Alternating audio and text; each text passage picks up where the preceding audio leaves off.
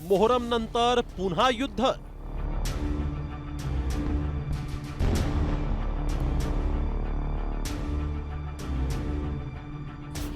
Iran Israel युद्ध पेटणार.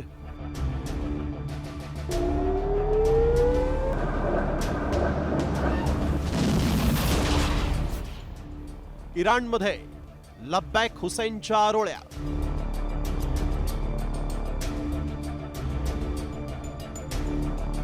Islamic नववर्षाच्या पहिल्या महिन्यात जगात रक्ताचे पाठ पाहतील अशी परिस्थिती आहे.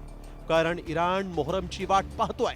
एकदा का मोहरम संपला की पुन्हा इस्रायल सोबत इराण युद्धाचं बिगुल फुंकणार आहे. पैगंबर मोहम्मद यांचे नातू इमाम हुसेन अन्यायाविरोधात लढताना करबलाच्या युद्धात शहीद झाले.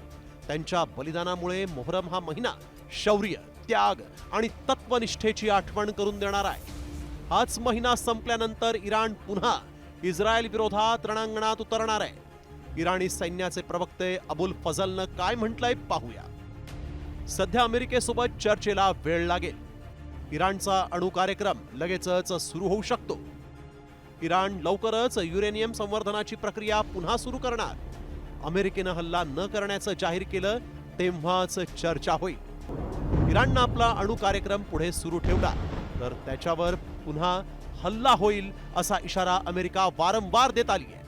करबला युद्धात इमाम हुसेन यांनी आपल्या सर्व सहकाऱ्यांच्या शहादतीनंतरही कोण आहे जो मदत करेल अशी साद घातली होती. आणि गेल्या 1400 वर्षांपासून विशेषतः शिया समाज या सादेला आपली जबाबदारी मानतो. आणि याच आधारावर या युद्धालाही इराणकडून धर्मयुद्ध म्हणत लढण्यात. त्यामुळे सध्या लब्बैक हुसैन म्हणजेच मैं यहाँ हूं है हुसैन या आरोळ्या इराणच्या गल्ली गल्लीत नाक्या नाक्यावर ऐकायला मिळत आहेत. त्यामुळे इराणनं अमेरिका आणि इस्रायलला पुन्हा चालून आला तर मार खाऊन जाल असाच आता इशारा दिलाय. त्यामुळे मात्र जगाचं टेन्शन कायम राहणार आहे. ब्युरो रिपोर्ट, साम टीव्ही मराठी.